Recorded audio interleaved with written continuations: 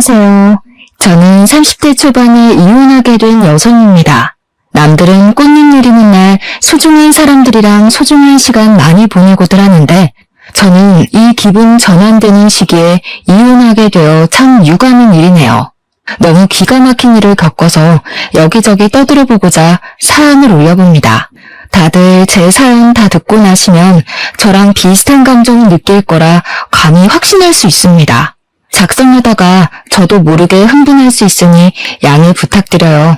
남편과 저는 회사 면접관과 면접자로 만난 인연입니다. 남편이 저를 면접에서 뽑아준 상사였죠. 그곳은 서비스 관련 직장이었는데 남편이 제 인상을 좋게 보고 웃는 모습이 마음에 들어서 뽑았다고 해줬어요. 우리 회사가 그리 큰 건 아니어서 밥을 먹거나 일을 하면 늘 같은 공간에서 몇 시간씩 얼굴을 맞대고 일을 하거든요. 그렇게 지내다 보면 안 친한 사람들과도 금세 말을 터서 정이 들어요. 저도 실제 입사 한 달도 안 돼서 부서 사람들이랑 사적인 대화를 할 만큼 친해졌었거든요. 그건 남편과도 마찬가지였습니다. 남편이 부서에서 가장 높은 직급이었는데 남편이 나서서 부하 직원들이 불편하지 않도록 분위기를 만들어주니 더 편하게 일했던 것 같아요. 남편의 그런 점이 저도 모르게 멋있어 보였나 봅니다. 남편에게 정이 들었고 남편이 제게 먼저 말을 걸어줄 때마다 아주 경청을 하게 되었어요. 그렇게 서로 대화를 자주 주고받다 보니 자연스럽게 질긴 인연이 되더라고요. 때문에 각자가 미움이라는 것도 당연히 알게 되었고 그게 관심이 표현이 되어 우린 결국 결혼을 전제로 만나는 연인이 되어버렸습니다. 저희 친정 부모님은 저의 결혼을 누구보다 바랬던 분들이기에 당연히 허락하셨어요. 근데 문제는 남편의 홀어머니였습니다. 시모는 제가 처음 얼굴 뵈러 갔을 때부터 마음에 안 드는 태도를 취하고 계셨어요. 인상을 딱딱하게 굳히고 있었는데 저는 그 모습을 보자마자 우리 결혼을 반대를 한다는 걸 직감했죠. 당연히 이유는 몰랐습니다. 이유를 모르니까 시모의 차가운 반응이 더 버겁더라고요. 나중에 인사를 나누고 본격적으로 대화를 나누기 시작했을 때도 시모가 저한테 관심이 없다는 것이 팍팍 느껴졌어요. 분명 결혼 인사를 간 것이었는데 저만 시모한테 이것저것 질문한 게 다인 자리였습니다. 시모는 제가 묻는 말이 아니고서야 입도 번긋 안 하셨죠. 저를 마음에 안 들어 하시는 것이 너무 강하게 느껴지니 나중에는 저도 뻘쭘해졌어요. 차라리 뭐가 어떻게 마음에 안 드는지 시비라도 걸어주길 바랬을 정도로 점막이 강해서 어색했습니다. 나중엔 남편도 시모의 태도가 기분 나빴는지 자기 엄마한테 한 소리 하더라고요. 엄마, 희재한테 뭐 궁금한 거 없어? 그래도 아들이 결혼하고 싶은 여잔데 예의상이라도 좀 물어보고 그래라. 아들 입장 생각은 안 해? 궁금한 게 있어야 물어보지. 내가 무슨 질문 만들어내는 학생도 아니고 다 늙은 사람한테 무슨 그런 것까지 바라냐? 누가 소개해달라고 한 것도 아닌데. 시모의 대답에 남편은 한마디 더 얹으려고 하는 걸 제가 급히 말렸어요. 오히려 시모에게 관심을 부추기는 것이 더 눈치가 보이더라고요. 그래서 그냥 그 점막을 견디고 있다가 얼른 밥 먹고 자리를 비켜주는 게 낫겠다고 생각했죠. 식사를 어떻게 했는지 기억도 안 났습니다. 저는 설거지라도 하라고 소매를 걷었는데 시모가 그때 처음으로 제게 말을 걸어주더라고요.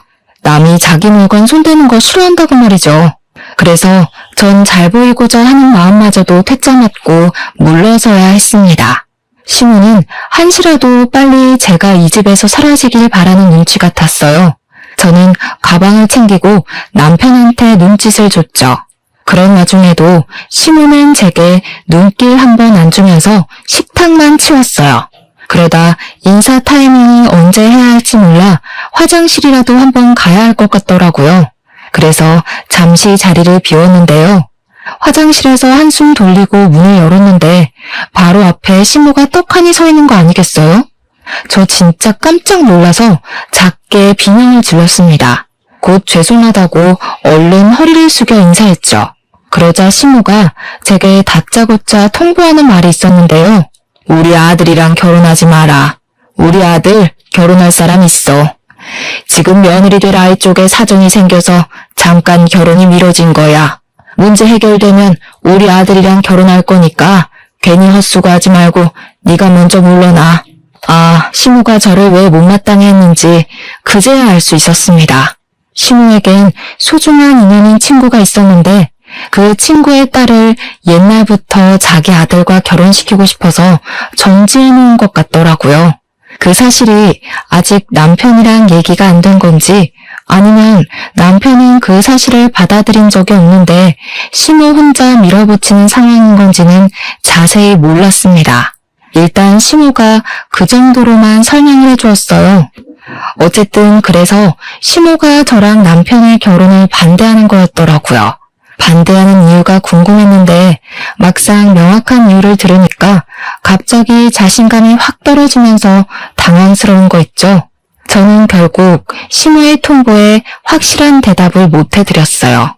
그저 어색하게 웃으면서 작별 인사만 드리고 집을 나와버렸죠. 그리고 이걸 남편한테 말해야 하나 말아야 하나 고민했는데 어차피 제가 이 사실 때문에 남편이랑 헤어질 것도 아니고 말을 하지 않으면 해결 안 될 일이라서 말해버렸어요. 자기 결혼할 사람 있었어? 어머님이 나더러 미리 대기하고 있는 며느리 있으니까 자기랑 헤어지라고 하던데 이게 다 무슨 소리야? 뭐? 이 엄마가 하다하다 너한테까지 그런 소리를 했네.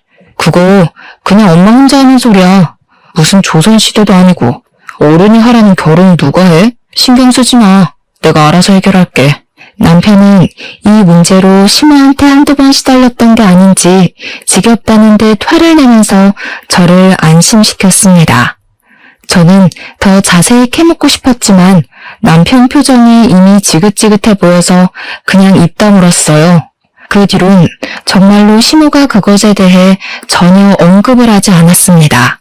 저희는 예정대로 수월하게 결혼이 진행되었죠. 남편이 시무랑 무슨 대화를 어떻게 설득한 건지는 따로 묻지 못했어요. 굳이 지나간 문제를 들추고 싶지 않기도 했고요. 남편이랑 무사히 결혼을 하게 된 건 정말 다행이었지만 한편으론 저 혼자 시무의 눈치가 굉장히 보였습니다. 시무 표정이 저를 그리 반기는 얼굴이 아니었거든요.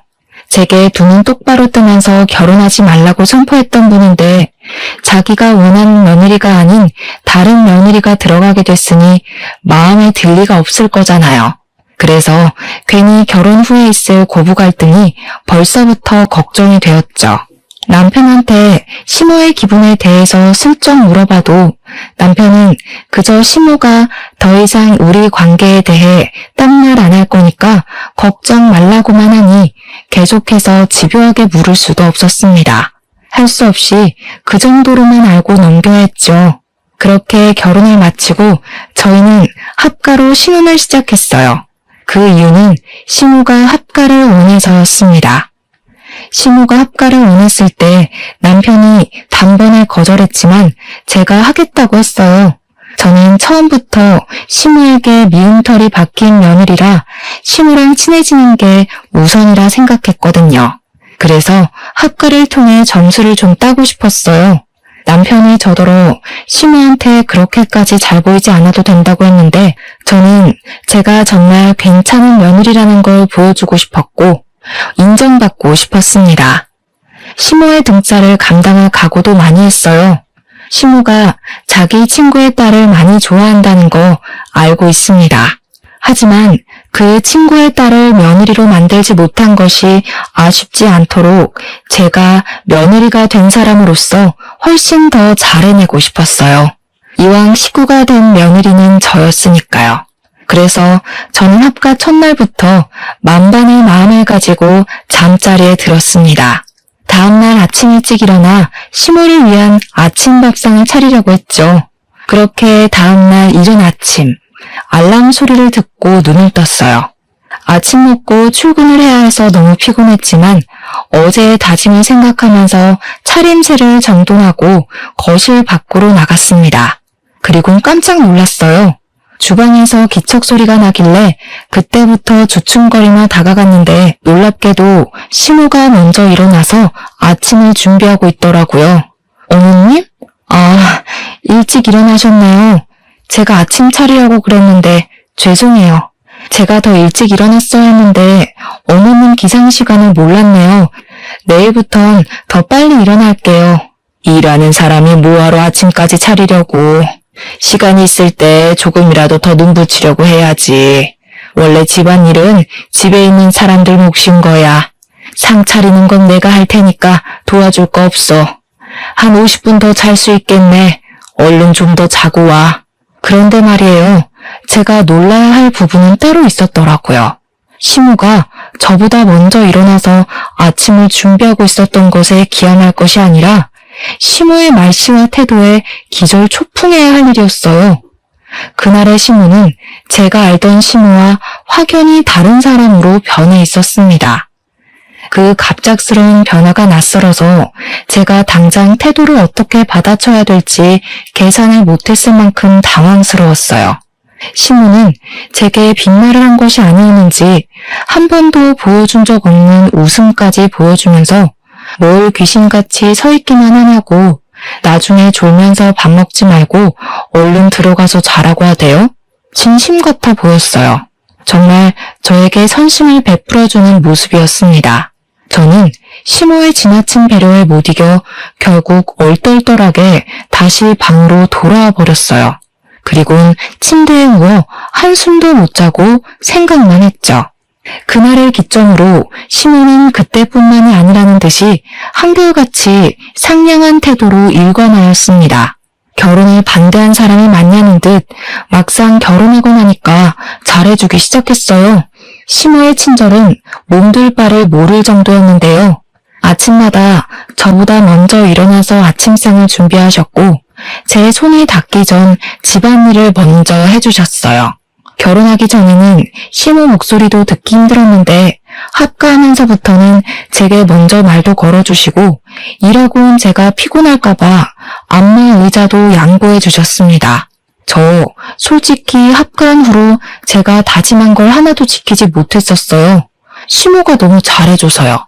그게 너무 감사하지만 한편으로는 오히려 며느리로서 마이너스만 되는 것 같아서 시모한테 부탁을 한 적도 있었습니다. 어머님께서 다 해주시니까 제가 아무것도 할 게 없네요. 혼자 힘드시게 다 하지 마시고 저한테도 좀 알려주세요.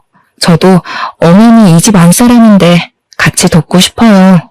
괜찮다니까 그러네. 네가 나 고생하는 거 알아주기만 해도 피로가 싹 다 풀려. 내 걱정하지 말고 집에 오면 푹 쉬어. 밖에서 일하고 왔는데 집에서까지 일하면 쓰나. 제가 뭘 하려고만 하면 늘 이런 식이니 뭘 할 수도 없었어요. 저는 결국 조금씩 시모의 배려를 받아들이기 시작했죠. 출근 때도 퇴근하고 와서도 시모 덕분에 맛있는 밥을 먹는데 엄마 생각도 나고 얼마나 든든한지 몰라요. 그리고 잘 생각해보면 마냥 미안해하기보단 받는 만큼 고마워하는 것도 하나의 화답일 수 있겠다는 생각이 들더라고요. 그때부터 저는 시모에게 좀 더 적극적으로 표현하고 다가가는 며느리가 되는 걸로 방향을 바꿨습니다. 어머님, 진짜 너무 맛있어요. 매번 너무 감사해요. 제가 해드려야 되는데 비법 알려주시면 다음 쉬는 날에 봐서 제가 대접해드릴게요. 아유, 됐다. 나도 너희들 해먹이는 재미로 자꾸 하는 거지 뭘. 그리고 너희들이 돈도 주지 않냐. 내가 가만히 앉아서 용돈만 받고 놀 수 있나. 에이, 그건 어머님 놀고 먹으라고 드리는 돈이라니깐요. 어머님이야말로 그것 때문에 저희 신경 쓰는 거 그만하시고 제발 어머님만 생각하세요. 그게 저희 마음 생각해 주시는 거예요. 알겠죠? 고맙다. 집에 밝은 사람 하나 들어오니까 분위기가 갈수록 환해지네. 저랑 남편은 서로 돈을 조금 보태서 시모한테 용돈을 주고 있는데 시모는 그걸로 적당한 선에서 사고 싶은 물건을 사기도 했습니다. 알아서 적금도 넣는 것 같았어요. 제가 집에서 며느리 노릇을 잘 못해주고 있는 반면 시모는 제게 과분할 정도로 잘해주니 용돈이라도 챙겨드려야 될 것 같더라고요. 그래서 원래 50만 원을 주고 있었는데 며칠 뒤에는 그냥 제 마음이 시모에게 좀 더 쏠려서 개인적으로 20만 원 더 얹어드렸어요. 그러니 시모가 한날 제게 따로 찾아와 고맙다며 손까지 잡아주더라고요. 그날은 따뜻한 말까지 건네줬는데 진심으로 눈물 날 뻔했습니다. 내가 이런 귀한 며느리를 못 알아보고 하마터면 놓칠 뻔했네. 이전에 섭섭한 거 있었으면 그냥 늙은이가 노망이 났었나 보다 하고 잊어줘. 그때 속상함을 안 잊었을 수가 있겠습니까? 저는 진작에 제 결혼을 반대했던 시모의 차갑던 모습을 깡그리 잊어버렸어요. 고부 갈등을 너무 걱정했는데 시모에게 며느리로 인정받으니까 괜한 걱정이었다는 것을 새삼 느꼈었네요. 시모가 마음의 문을 대놓고 열어주니까 저도 자신이 생겨서 더 다가갈 수 있었던 것 같아요. 그래서 저는 시간 날 때마다 시모의 어깨도 주물러주고 일부러 시모랑 시간 내서 데이트도 했습니다. 아, 그리고 저랑 남편이 합가를 하자마자 임신을 준비하고 있었어요. 시모한테도 미리 얘기를 했었는데 혹시 시모가 그래서 저한테 더 잘해주는 건가 싶기도 했습니다. 제가 남편한테 시모가 잘해준다고 자랑을 한 적이 있었거든요. 그랬더니 남편이 그런 얘기를 하더라고요. 엄마가 손주 결혼하는 것까지 보는 게 꿈이라고 늘 말씀하셨거든. 그래서 아마 우리가 아기 준비한다고 했을 때 좋았을 수도 있겠네. 어쨌든 그것 때문이라도 엄마가 당신한테 잘해서 다행이다. 이유가 뭐가 됐든 그 말을 들으니 저는 하루라도 빨리 임신을 하고 싶었습니다. 시모에게 아기를 빨리 안겨주는 것이 효도라고 생각했기 때문이었죠. 근데 마음이 조급해서 그런가 희한하게 새 생명을 갖는 것이 쉽지가 않더라고요. 여자는 임신 때문이라도 평소 몸 조심하고 다녀야 되잖아요. 그런 주의를 듣고 사는 존재치고는 제가 너무 임신이 안 돼서 갈수록 난처했습니다. 시모는 저에게 은근히 임신에 좋은 음식이나 건강 음료 등을 마련해서 건네곤 하는데 저는 그에 마땅한 화답을 얼른 보여드리지 못하고 있으니 마음이 불편했어요. 그렇게 임신하고자 노력만 하는 것이 어느덧 3년이 되었는데도 깜깜무소식이었습니다. 혹시나 해서 남편이랑 시간 내어 병원 검진도 받아보았어요. 남편도 저도 임신에 문제 없다는 답변을 들어서 희망 고문인 셈이었습니다. 그렇게 시간만 계속 보내다가 오랜만에 시모랑 과일이나 먹을까 싶어 시모 방을 찾아갔는데요. 시모 잠깐 화장실 갔는지 없더라고요. 시모 올 때까지 방에서 기다리려고 방을 둘러보는데 화장대 앞에 통장 2개가 있었습니다. 그걸 보는 순간 남편이랑 제가 주는 용돈을 차곡차곡 귀엽게 모으고 관리하던 시모 모습이 생각나더군요. 하나는 우리가 돈을 넣어주는 통장이었는데 하나는 처음 보는 통장이길래 시모가 그곳에다 적금을 넣나 싶은 겁니다. 궁금해서 아무 생각 없이 열어봤더니 받는 사람 명에 소영이란 이름이 잔뜩 적혀 있더라고요. 소영이? 시모랑 가족으로 지내면서 처음 들어보는 이름이라 한참 생각을 하고 있는데 그 순간 시모가 방으로 들어와 제 손에 들린 통장을 낚아챘어요. 그리고 오랜만에 호통을 치셨죠. 뭐야? 왜 남의 방에 함부로 들어와 있어? 남의 물건에 손은 또 왜 대고? 네? 아, 저는 어머님이랑 같이 참외 먹으려고요. 방에 안 계시길래 오시면 같이 먹으려고 기다리고 있었는데 저희가 주는 용돈 그 통장에 모으시는 거예요? 하나는 못 보던 통장이던데. 무슨 상관이야? 내가 이 일이 너한테 다 보고하고 살아야 되니? 아무리 한 지붕 아래 산다고 하지만 어떻게 방주인 허락도 없이 함부로 들락거리는 거야? 다시는 이 방에 얼씬도 하지 마라. 나가, 당장. 저 그날 시모의 무서운 모습을 정말 오랜만에 봤었습니다. 결혼 전에 저를 반대했던 그 모습을 본 기분이었어요. 저는 그대로 시모에게 쫓겨나고 말았어요. 당황스러운 상태로 방으로 돌아와 한참이나 멍을 때렸습니다. 혹시 내가 임신을 못하고 있어서 시모도 본의 아니게 예민해져 있는 건가 싶기도 하더라고요. 그건 알게 모르게 자리 잡은 우리 가족의 스트레스가 맞으니 저도 참 면목 없는 입장이긴 했어요. 그런데 제 머릿속엔 소영이란 이름도 계속 마음에 걸렸는데요. 분명 받는 사람 이름에 소영이가 찍혀 있었단 말이죠. 소영이가 누구길래 시모는 소영이란 사람에게 꾸준히 돈을 보내고 있었는지 궁금했어요. 날짜를 보니까 최근까지 일자가 찍혀있던 걸 보면 계속 가깝게 지내는 인연이라는 것 정도는 추측할 수 있었습니다. 일단 그것 이상으론 제가 알 수 있는 것이 뭐 없어서 시간만 흘려보냈어요. 그보다 문제는 시모와 틀어진 관계를 어떻게 풀 것인가라는 것입니다. 그리고 다음날 의외로 시모가 먼저 제게 사과를 해왔습니다. 세아가, 어젠 내가 너무 예민했지? 간밤에 안 좋은 꿈을 꿔서 잠을 잘 못 잤는데 그 바람에 내가 좀 예민했나 보다. 너한테 큰 실수를 했어. 미안해. 아니에요, 어머님. 제가 멋대로 들어간 건 맞는걸요. 다음부터 조심할게요. 저도 어머님 물건 함부로 손대서 죄송해요. 근데 정말 손만 댔지 아무것도 못 봤어요. 걱정 마세요. 일단은 시모가 혹시라도 무엇을 걱정할까봐 그렇게 둘러대줬습니다. 그래서 그런가 시모가 눈에 띄게 안색이 밝아지는 것 같기도 했어요. 어쨌든 저는 다소 찝찝한 기분으로 며칠을 보냈고 시모와 저는 다시 평소처럼 잘 지냈습니다. 그리고 며칠 뒤였어요. 남편이 아파서 연차를 냈다길래 제가 같은 직장에서 일하는 입장인지라 걱정되어서 일이 제대로 안 되더라고요. 결국 급하게 마무리만 한 뒤 저도 조금 일찍 퇴근했습니다. 남편한테는 따로 문자만 넣은 뒤 귀가를 했어요. 도어락을 열고 집에 갔더니 아무도 나와보는 사람이 없더라고요. 그래서 다들 방에 있나 싶어서 기웃거렸는데요.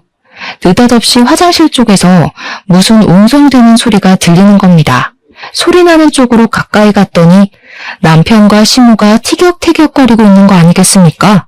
엄마 진짜 제정신이야? 그게 말이 된다고 생각해?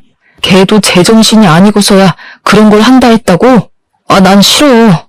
둘이서 한맞춰 걸 왜 나한테 하라고 강요해? 난 싫다고. 너더러 같이 살아달라는 거 아니잖아. 직접 살 부딪히란 소리도 아닌데 그거 조금 담아주는 게 뭐가 어려워서. 내가 결혼 양보해줬으면 너도 이건 해줘야지. 그때 남편이 시모를 밀치고 화장실을 박차고 나왔습니다. 그리고는 당연하게도 저를 맞닥뜨렸죠. 저를 마주하자 남편이 깜짝 놀라서 큰 소리를 내질렀어요. 금세 시모가 뒤따라 나오더라고요. 저는 그저 무슨 일인지 몰라서 시모랑 왜 다투냐고 물었는데 남편이랑 시모가 금세 대면대면 하면서 아무것도 아니라고 하고 흩어져 버리는 겁니다.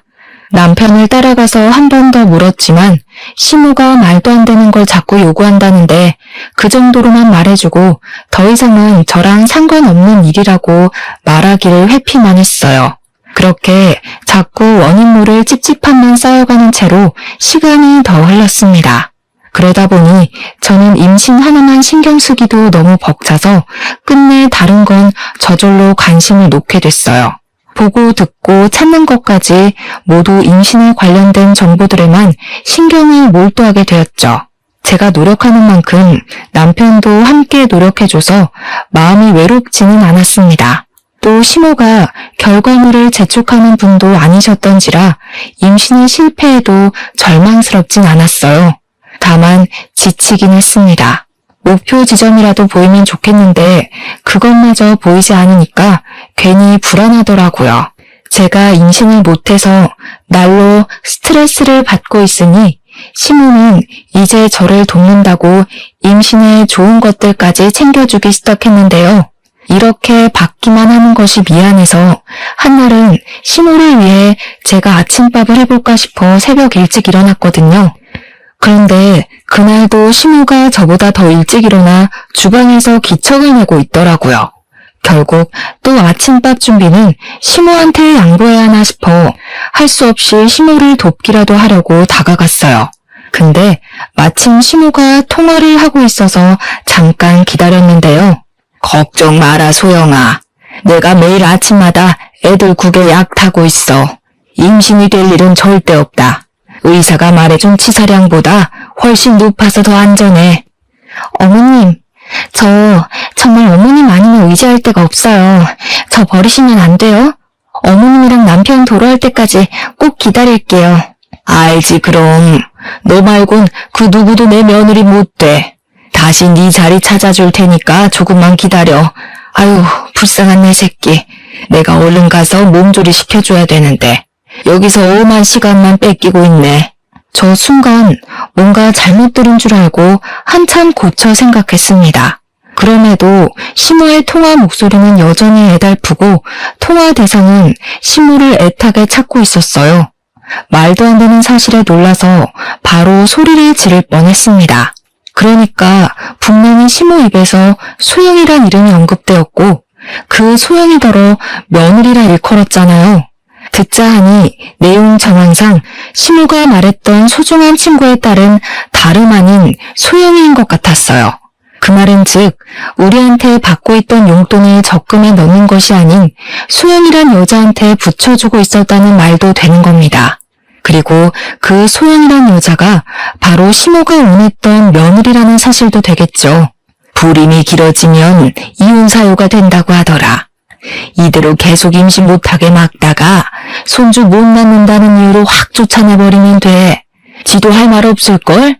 참, 너는 오늘 검진 다녀왔지? 뭐라니? 애는 건강하다니?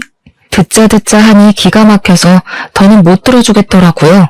저는 당장 시모한테 가서 폰을 빼앗았어요.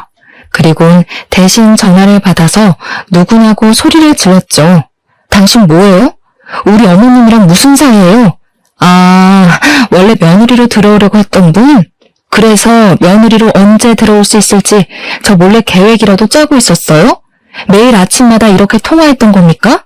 제가 난데없이 퍼부어버렸더니 상대방이 놀랐는지 바로 전화가 끊기더라고요. 옆에서 시모는 눈이 동그래져선 폰 내놓으라고 난리를 치기 시작했습니다. 저는 시모의 폰을 식탁에 확 내려놓아줬어요. 그리고 대체 이게 다 뭔 소리냐고 따졌죠. 어머님, 저 다 들었어요. 이제 와서 괜히 어줍잖게 숨길 생각 마세요. 묻고 싶은 게 수두룩한데 이게 제일 궁금하네요. 임신 못하게 막고 있다는 건 무슨 말이에요? 설마 저한테 무슨 짓 하셨어요? 저의 직설적인 지적이 그대로 통했는지 시모는 얼굴이 벌개져선 그제야 속내 밝혔습니다. 그 사실은 하늘이 무너질 만큼 충격적이었어요. 그래, 내가 피임약 좀 탔다. 네가 어디 내 며느리 될 수 있을 거라고 생각해? 너는 절대 내 며느리 못 돼. 내가 그렇게 안 놔둘 거야. 시모가 제 앞에서 악을 쓰며 저의 존재를 부정했어요. 그 순간 역시나 결혼하기 전에 그 공포가 떠올랐는데요. 그와 동시에 그동안 시모와 웃으면서 지냈던 몇 년간의 추억들도 같이 떠오르더라고요. 제가 절대 시모한테 며느리가 될 수 없다면 그럼 그간의 시간은 아무것도 아니었다는 거잖아요. 저는 진심으로 시모와의 시간이 행복했는데 시모한테는 그저 연기였고 저를 쫓아내기 위한 인내의 시간이었다는 거 아닙니까? 임신에 실패했을 때도 이렇게까지 절망적이진 않았습니다. 저 그날 시모의 원망을 코앞에서 들으면서 속이 얼마나 처절했는지 몰라요. 어떻게 그러실 수가 있어요? 어떻게 그 긴 시간 동안 사람 마음 가지고 장난칠 수가 있냐고요. 제가 어머님을 위해서 아이 가지려고 얼마나 마음고생했는지 아시잖아요. 나를 위해서? 나를 위하려면 애초에 이 결혼을 하지 말았어야지. 너는 처음부터 이기적이게 이 결혼 시작해서 끝까지 이기적일 뿐이었어. 나는 네 핏줄 섞인 손주 보고 싶지 않다. 네가 눈꽃만큼이라도 내 생각한다면 당장 우리 아들이랑 이혼해. 저 진짜 그날 세상 무너지는 줄 알았습니다. 모르고 살았던 고부간의 갈등을 한꺼번에 몰아서 받는 기분이었어요. 저는 그대로 자리에 주저앉아 버렸어요. 결국 단 한 번도 시모의 인정을 받은 적 없는 며느리였다는 것이 허망하기 그지없었고 그저 허울 뿐인 관계였다는 것이 너무 허탈했어요. 저를 이렇게 무너지게 만든 시모가 정말 미웠습니다. 거실에서 나는 소란 때문에 잠에서 깬 남편이 바깥을 나왔는데요. 제가 주저앉아서 울고 있으니까 놀라서는 제 걱정을 해주더라고요. 그런 와중에도 시모는 울고 있는 저한테 대고서 계속해서 할 말을 토해내고 있었습니다. 이왕 이렇게 된 거 이제라도 알았으면 그만 포기하고 우리 아들이랑 이혼하라니까. 너한테는 이미 며느리가 될 애가 따로 있다고 했잖아. 너도 이젠 자존심 상하지 않니? 이미 이런 집구석인 거 다 알았을 텐데 계속 붙어있는 것도 불편할 텐데. 결국엔 결혼 전부터 했던 얘기를 다시 하기 시작하셨어요. 무슨 상황인지 알게 된 남편은 화가 나서 시무를 끌고 집 밖으로 나가버렸습니다. 저 혼자 그 자리에서 한참을 서럽게 울고만 있었어요. 울다 보니 3년간 임신 못했던 게 시무의 이기심 때문이란 사실이 갈수록 더 화가 나더라고요. 이거 절대 넘어가주기 싫대요. 제가 불행해지는 한이 있더라도 시무가 기뻐하게 될 날은 두고 봐주기 싫어서 무조건 시무를 고소하려고 당장 휴대폰을 들고 뒤따라 나갔습니다. 뭐 하나라도 건져서 시무의 잘못된 행동을 혼내주고 싶었죠. 그렇게 밖으로 따라나간 저는 그곳에서 예상치 못한 사실을 더 알게 되었어요. 제가 나타난 줄 모르고 아까 그 주제에 대해서 한참 동안 실랑이를 벌이고 있더라고요. 듣자 하니 그 소영이라는 여자 있잖아요. 그 여자가 사실은 남편의 전처라는 거 아니겠습니까? 시무가 그 여자를 며느리로 찜해놓은 것이 아니라 원래 그 여자가 시무의 며느리였던 여자라는 거예요. 그러니까 남편이랑 전처 사이가 안 좋아서 이혼을 하게 된 건데 시무랑 전처 사이는 엄마랑 딸처럼 엄청 좋았던 것 같더라고요. 근데 남편과 전처가 이혼을 한 이유는 또 그 이유 때문이래요. 시무랑 전처 사이가 너무 쿵짝이 잘 맞으니까 남편이 둘 사이에서 많이 시달렸나 보더라고요. 누가 자식인지 모를 정도로 편애가 생겨버렸다고 하니 남편이 자연스레 바깥을 많이 나돌게 되었고 그럴수록 전처와 시모의 잔소리는 늘어가고 끝내 못 견딘 남편이 이혼을 한 경우 같았습니다. 하지만 시모는 전처에 대한 미련이 강하게 남아서 계속 연락하고 지냈나 봐요. 남편의 전처에게 돈까지 주면서 말이죠. 심지어 미련만으로 모자라 남편과 전처의 재결합을 끊임없이 종용해온 것 같았어요. 제가 안 보는 사이에 틈만 나면 남편한테 전처 얘기나 안부를 전했던 걸로 보였습니다. 이미 이 사실만으로도 충격이었는데 저를 더 비참하게 했던 건 뭐였는 줄 아시나요? 수영이 임신만 시켜주면 나랑 와이프 관계 간섭 안 한다고 했잖아. 그래서 두 사람이 해달라는 대로 해줬구만. 근데 왜 약속 안 지키는 건데? 왜 와이프한테 다 얘기해서 이 상황을 만들어? 이제 어쩔 거야? 누가 통화 엿듣고 있을 줄 알았겠니? 이왕 이렇게 돼버린 거 그냥 소영이랑 재결합해라. 소영이가 네 애 가졌는데 네 애 이대로 아빠 없는 자식 만들 거야? 지금 마누라는 애도 없고 이혼하면 그만이지만 소영이는 이제 너 없으면 안 돼. 엄마가 피임약만 안 넣었어도 이미 와이프랑 나 사이에 애 생겼어. 대체 그런 짓을 왜 한 건데? 와이프가 이혼하겠다고 하면 어쩔 거야? 나는 지금 와이프 좋아한다고, 이혼하기 싫다고. 그럼 소영이는 저렇게 미혼모로 두겠다는 거야? 제발 우리 가족 다시 뭉치자. 너만 제자리로 돌아가겠다고 하면 우리 다시 잘 살 수 있어. 들어보니까 남편이 시모의 등살에 못 이기는 척 전처를 따로 만나 임신을 시킨 것 같았어요. 이게 말이 된다고 생각합니까? 심지어 임신 개월수를 따져보니 저랑 결혼 생활 중에 생긴 아이더군요. 시모가 하도 졸라서 어쩔 수 없이 그랬다는데 황당한 것이 체외 수정도 아닌 잠자리를 직접 해줬다네요. 그러고 보니 지난날 수상쩍었던 둘만의 행동이 하나 떠오르더라고요. 남편이 아파서 연참했던 날 둘이 화장실에서 어떤 은밀한 대화를 나누고 있었다고 했잖아요. 알고 보니까 그게 시모가 남편한테 손주씨를 좀 담아달라고 부탁했던 거였더라고요.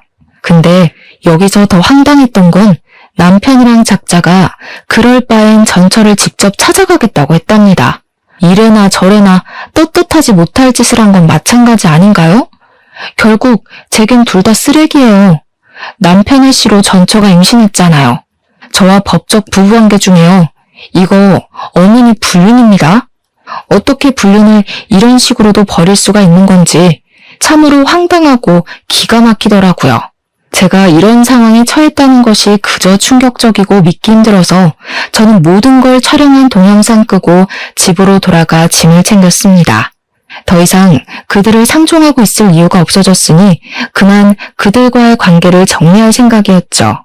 그러자 제 기척을 들었던 건지 급하게 뒤따라 들어온 남편이 저를 붙잡았어요. 그 손길이 더러워서 바로 남편의 귀싸대기를 날렸습니다. 그 순간 아마 남편은 제가 모든 사실을 다 알았다는 걸 직감했을 겁니다. 네가 진짜 내 입장 생각했으면 네 엄마 정신 차리라고 이렇게 귀싸대기를 쳤어야지. 네가 한 게 뭔데? 엄마한테 소리 지른 거? 그래놓고 결국엔 네 엄마가 시킨 대로 그 여자 만나준 거, 애 만들어준 거, 싫다 해놓고 이젠 다시 재결합도 해줄 건가? 아니야, 내가 너를 두고 그런 여자랑 재결합을 왜 해? 나한텐 너밖에 없어. 거기는 하도 애만 만들어달라고 사정해서 그냥 그것만 해준 거야. 내가 좋아하는 사람은 너니까 결혼 같은 거 꿈도 꾸지 말라고 했어. 장난하니? 불륜 저질러 놓고 거긴 그냥 유체적 사랑이었다. 정신적 사랑은 너뿐이다. 이거랑 뭐가 달라? 이제 너 말 아무것도 못 믿겠다. 믿고 싶지도 않아. 사실혼이었던 여자를 숨기고 결혼한 것만으로도 이미 넌 쓰레기 새끼야. 저는 남편과 더 얘기하고 싶지 않아서 남편을 밀치고 지나쳤습니다. 그러자 시모가 거실에 떡하니 기다리고 있대요. 아직도 자기가 저보다 머리 위에 있다고 생각하는 것 같더라고요. 당당하게 저를 노려보고 서 있는 거 아니겠어요? 그래서 이제 우리 아들이랑 더는 같이 못 살겠다는 거니? 그거 잘 됐네. 이렇게까지 했는데도 네가 안 나가주면 어쩌나 고민 많이 했거든. 그땐 우리 소영이를 데리고 들어올까 생각도 했었어. 저는 시모가 뭐라고 짓거리던 대답하지 않고 그냥 시모의 어깨를 강하게 치고 나갔습니다. 저를 향해 야! 하고 소리를 질렀어요. 부르길래 그제야 저도 대답을 해드렸죠. 전국 방방곡곡 뒤져서 그 소영이란 년 찾아내기 전에 상스러운 입 제발 닥치세요. 쓰레기들한테 내 시간 그만 낭비하고 싶어서 소송으로 끝내고 싶거든요. 근데 자꾸 저 자극하면 진짜 최선을 다해서 시간 낼 거예요. 당신들이랑 소영이면 그리고 당신 손자? 피눈물 흘릴 때까지요. 제 말에 도끼가 조금 느껴졌을지 모르겠는데 저 진심으로 도끼를 품었었습니다. 시모가 아무 대답 못했던 걸 보니 화가 나 미칠 것 같던 제 감정이 제대로 전달되긴 했나 봐요. 저 그대로 집을 나오려고 했더니 남편이 불이 나게 뛰어나와서 저를 한 번 더 붙잡더라고요. 근데 그걸 시모가 쫓아와 자기 아들을 잡아당기는 거 아니겠습니까? 남편은 저를 보내지 않으려고 하고 시모는 저를 보내려 하니 모양새가 참 웃겼습니다. 여보, 내가 진짜 잘못했어. 한 번만 봐주면 안 될까?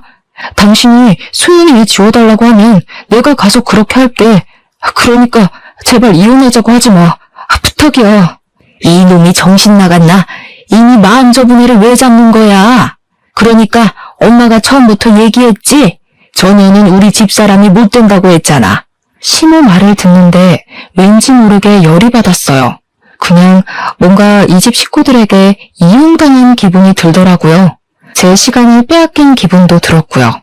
그래서 뭔가 그냥 시시하게 집을 나가는 것이 아쉬운 마음이 들었습니다. 그 타이밍에 갑자기 좋은 아이디어가 떠올랐어요. 아까 시모가 저를 주려고 만들고 있던 과일 주스가 생각나대요. 거기에도 분명 피임약이 들어갔을 거란 말이죠. 저는 저를 붙잡고 실랑이를 벌이고 있는 그들을 뿌리치고서 다시 집 안으로 들어갔습니다. 그러자 남편은 제가 생각을 바꾼 줄 알고 좋아하고 시모는 제가 생각을 바꾼 줄 알고 쌍욕을 하더군요. 그러거나 말거나 저는 과일 주스를 들고 시모에게 다가갔어요. 시모는 그것을 자기한테 던지는 줄 알고 식겁하더라고요. 그 모습을 실컷 구경해주고 그대로 지나쳐서 시모 방으로 걸어갔습니다. 그리곤 시모가 평소 애지중지했던 모피겉옷 찾아냈어요. 그 모피겉옷은 시모가 가진 재산 중에 가장 비싼 물건이기도 했지만 우리 친정에서 예단으로 준비한 시모에게 주는 선물이었습니다. 어차피 인정하지도 않은 며느리의 집안에서 받은 선물이니 시모한테 필요 없을 거라고 생각했어요. 그래서 과일 주스를 바로 그 모피옷에 냅다 뿌려버렸죠. 그러자 시모 비명을 지르면서 경악하더라고요. 시모가 저만큼이나 더 괴로웠으면 좋겠기에 집을 나서기 전에 작별 인사도 제대로 해줬습니다. 저 소송할 거예요. 그렇게 아끼시는 며느리도 상간녀로 고소할 거고요.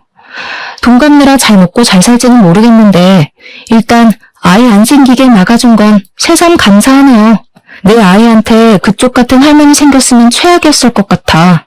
그만한 지옥이 또 어디 있었겠어요? 거기서 거기인 사람들끼리 어디 손잡고 잘 살아보세요. 그 집을 나오자마자 친정으로 갔습니다. 친정에서는 제 사정을 알고서 제가 그랬던 것처럼 엄청 기가 막혀 하셨어요. 그래도 제가 변호사를 선임해서 그들을 이혼소송에 상간녀 소송과 정신적 손해배상 청구, 사기죄까지 하여 위자료 두둑하게 받아냈어요. 부모님이 그건 참 잘했다고 하시더라고요. 부모님은 특히 전 시모보다 전 남편한테 더 실망하셨어요. 전 남편이 사실혼 관계를 숨기고 있었다는 것에 세상 참 무섭다고 표현하셨습니다. 저도 설마 결혼 사실을 속이는 사람이 있나 말도 안 된다고 생각했었는데 막상 겪고 나니까 그런 사람도 있다는 걸 알았네요. 역시 세상은 뭐든 함부로 단연지을 순 없는 것 같아요. 그리고 전 현재 이직을 하진 않았습니다. 전 남편이 먼저 일을 그만뒀거든요. 원래는 제가 그만두려고 했는데 전 남편이 위자료 때문인지 지방으로 이사를 가는 바람에 자연스레 눈에서 멀어졌어요. 전 남편이 사무실 자리를 정리하고 나가기 전에 저와 마지막으로 대화를 청해서 시간을 내줬는데 그때 그런 말을 하더라고요. 전처가 아이를 잃었다고 말이죠. 굳이 자기가 책임질 생각은 없었으나 그걸 빌미로 자꾸 자기 엄마랑 전처가 자기 발목을 붙잡아서 그냥 같이 살까 생각도 했다네요. 그런데 전처가 아이를 잃는 바람에 그런 생각 싹 접고 바로 전처를 내다 버렸답니다. 다신 보지 말자고 하면서 말이죠. 제게 굳이 그런 얘기를 하는 이유는 저를 붙잡고 싶어서가 아니라 그냥 혹시라도 제가 먼 훗날 전 남편을 생각할 때 전처랑 잘 먹고 잘 사는 모습으로 떠올리진 말았으면 해서 알려주는 거라고 하더군요. 그날 그렇게 마주한 시간이 전 남편과의 마지막 시간이었습니다. 현재는 충청도 어딘가에서 빚 갚으며 살아가고 있겠죠. 제가 다른 사람을 만나서 결혼했다면 이혼까지 가는 경험은 피할 수 있었을까요? 가끔은 그런 생각이 들기도 하네요. 이혼이 누구에게나 올 수는 있지만 아무에게나 온다고 생각하지 않거든요. 저도 뭔가 어긋났던 부분이 있었기 때문에 이혼이란 수순을 밟을 수밖에 없었던 사람이 아닌가 싶습니다. 그래도 이혼이란 결정이 저의 불행이 아닌 행복을 위한 선택이었기 때문에 제가 지금 이렇게 마음이 편해요. 앞으로는 지난 과거를 잊고 다가올 미래만을 생각하면서 좀 더 나은 제가 될 수 있도록 가꾸면서 잘 살아가 보도록 하겠습니다. 기가 막힌 제 사연 다들 어떻게 들으셨는지 모르겠네요. 청취자분들은 꼭 재수 좋은 일들만 가득했으면 좋겠습니다. 고맙습니다.